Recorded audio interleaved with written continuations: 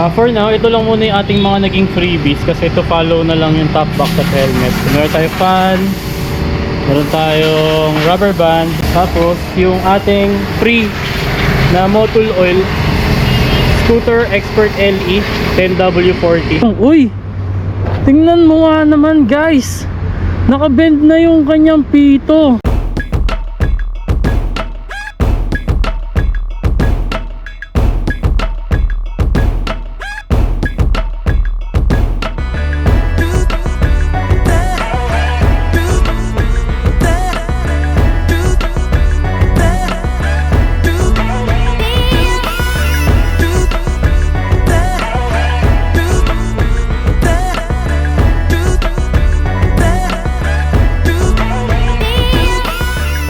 Dumating na naman tayo sa punto kung saan kailangan na natin kumuha ng bagong motor na magagamit natin bukod sa pang daily ay magagamit natin sa ating mga adventure, sa mga moto camping at pati na rin sa biyahe natin sa joyride.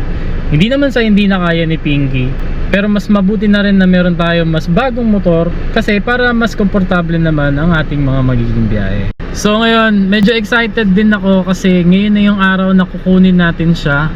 Tapos para magkaroon kayo ng idea, ang pupuntahan nating dealer ay ang FKM Muntinlupa branch. So 150cc na scooter ang ating kukunin. So medyo nag-upgrade tayo ng konti mula sa 125cc na ginagamit natin. Kung anong motor ang kukunin natin, abangan nyo mamaya.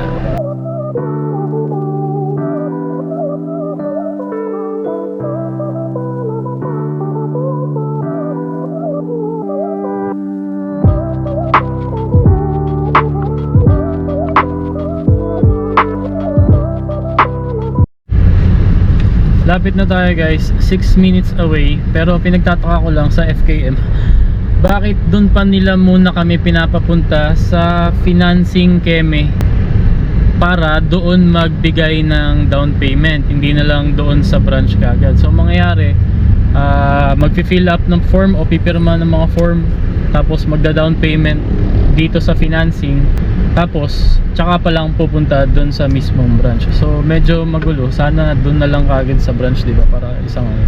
Tapos nag-PM yung kausap ko sa FKM to follow na lang daw yung free na half face helmet. Sayang din kasi yun, sec yun. Okay guys, nandito na tayo sa FKM Muntinlupa. Tapos nakita ko kagad merong dalawang unit dito ng Ranger na brown sa labas. Tapos merong isang green doon sa loob. So malamang sa malamang yung isa dito sa atin. Pero ito siya. Sir, approved naman na tayo doon sa 3 years LTO registration, TPL insurance, SEC at na half face at saka SEC na top box. Tapos 3 PMS with motor oil po. So first 500, 1,000 at saka 1,500 sir. Libre po yun, wala kayong babayaran. May kasama na pong motor oil yun pag nagpa-change oil tayo. Tapos ito na guys, ina-assemble na. Pero ayun nga, unfortunately dahil naubusan ng stock, wala tayong top box at helmet. Pero pag nagkaroon by next week siguro, ipapadala na lang nila sa Imus branch. Tapos doon na lang natin i-pick up it. Pero ito na yung ating Ranger 150. Angas guys. Yay! Ako 69.55 pa ako.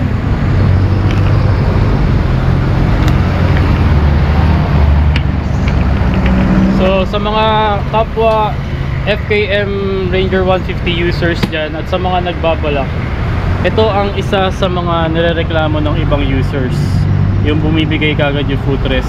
So ang technique pala dito guys, pag narinig nyo na nag-click na, huwag nyo nang isasagad. So yan, magla-lock in place na siya kagad. Kasi kanina nagtaka rin kami, ayaw bumalik, ginaganyan namin, ayaw talaga, ayan o. Pero dadaan-daanin nyo lang, tapos pag nag-click na, ayan na.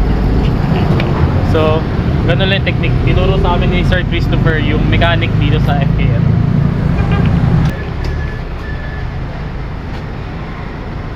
First start.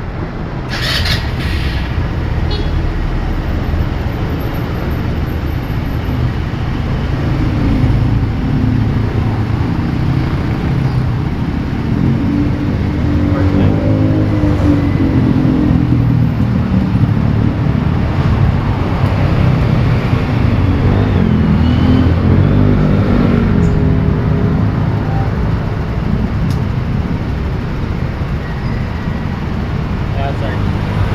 May hazard. Okay, kaya nga. So, bali ito po yung susi ni Ranger, dalawang plate. Kasi mo sir, naka-engrave po yan. So, napakahirap magpapit yung sir. Kaya maaari, tinatawag natin. Parang ano na sa kanan. Parang unrated na siya. So, kung mapilit naman sa kanya sir, madali lang. Pasok lang natin dito sir. Tapos, so, makita mo sir, button. Ito yung speedometer niya sir, yung auto, yung RPM, yung fuel gauge natin sir. Tapos dito po yung oras sir. Mamaya sir, i-set natin dito. Tapos may mga indicators po tayo dito sir. Tapos ito naman po sa switches na. Ito sir yung idle stop system natin sir. Tapos ito po yung switch ng ilaw natin sir. Pag naka Patapos na tayo guys. For now, ito lang muna yung ating mga naging freebies kasi ito follow na lang yung top box at helmet. Meron tayo fan, meron tayong rubber band, tapos itong mga tawag dito, lanyard at keychain. 2 piraso yata to, FKM keychain. Tapos yung ating free na Motul Oil Scooter Expert LE 10W40. So ito, isasakay na lang muna natin to kay Macy's dun sa sasakyan kasi wala tayong top box eh, baka mabitin yung ating storage. So yun,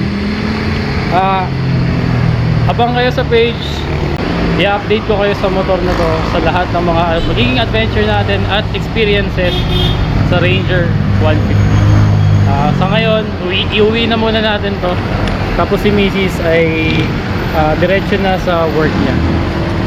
Let's go Ranger! Sakyan na natin to at iuwi na natin. Yeah.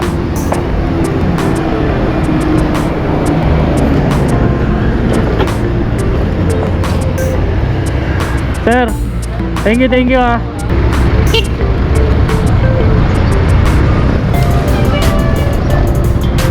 Okay. Katulad ng kahit anong motor, nakakapanibago sa una dahil malapad, mataas ang floorboard. Pero dahil magaan ang bike ay manageable naman. Woo! Malapad ang side mirror. Speechless ako. Di ko alam kung ano unahin ko sabihin sa inyo. Pero yung stance niya pa lang, yung sitting position niya, yung power.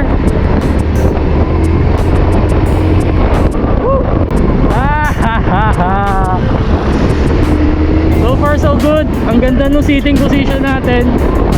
Check nyo yung sapatos na suot ko.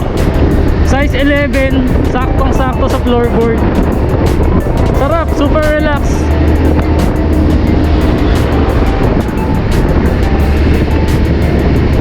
So enjoying ko na muna tong motor na to, tapos balik tayo mamaya pag nasa bahay na. Kita kits tayo.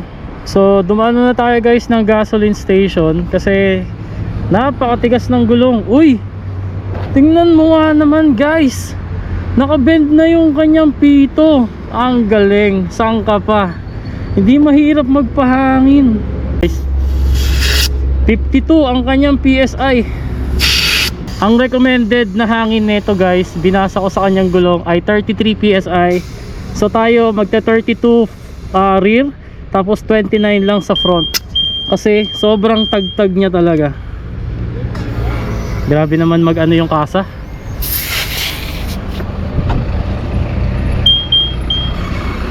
Pero guys, sa likod lang. Sa likod lang, okay. Okay lang naman. Pero sana dinalawa na. Ito regular na pito lang. Pero mas mahirap kasi maghangin sa likod. Ito, naka 40 PSI, grabe. Kaya sobrang tagtag eh. Okay. Okay na yan, 32.29 lang. Para hindi siya matagtag. Hindi rin natin masyadong binabanking pa yung motor kasi bago pa. May mga wax pa yung ano, yung kanyang gulong. Woo! Naninibago ako sobra, pero alam mo yung nag-e-enjoy ka habang naninibago. Tapos malambot ang upuan. Let's go.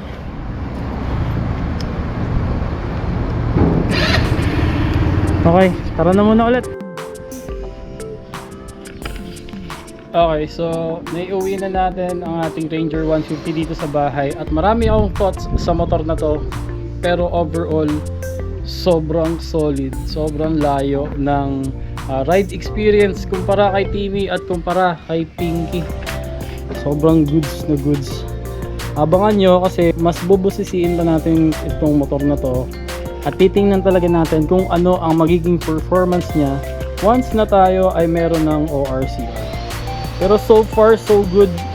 Sobrang positive ng mga naiisip ko dito sa motor na to. Malapad ang upuan, mataas ang handlebar, malalapad ang mga gulong, dual disc brake. Sa ngayon, ganito talaga siguro ang feeling nung kapag bago yung motor. Halos wala ka pang maisip. Puro magaganda yun naiisip mo. Although may mga nakikita na rin ako na konting bits and pieces na kailangan ng konting improvement. Minor lang siya kumpara sa mga advantages or pros ng mismong model na ito. So kagaya nga guys nung nabanggit ko kanina, wala pa tayong top box dahil wala silang available. Pero in the meantime, baka ilipat ko muna yung kay Timmy kasi ito hard plastic lang. Papunta dito sa ating bagong motor at soon pala ipapangalanan din natin to. Actually meron na akong naiisip na bagay sa kanya na related sa model katulad ng kay Timmy at kay Pinky.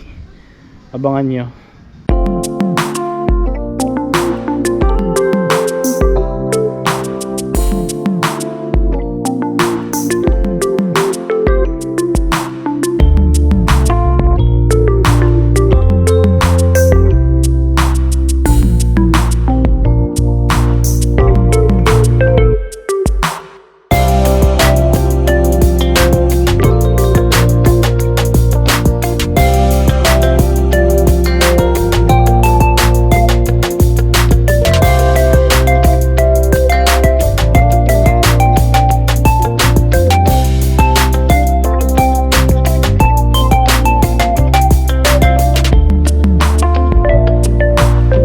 So kung gusto nyo rin ng motor na ito or napapaisip kayong bumili nito, ay make sure na mag-follow and subscribe po kayo sa ating mga FB page at YouTube channel para maging updated kayo sa ating mga susunod na videos regarding sa motor na ito. So dito ko na po muna tatapusin ang ating video at see you sa next content. Ride safe, drive safe, peace.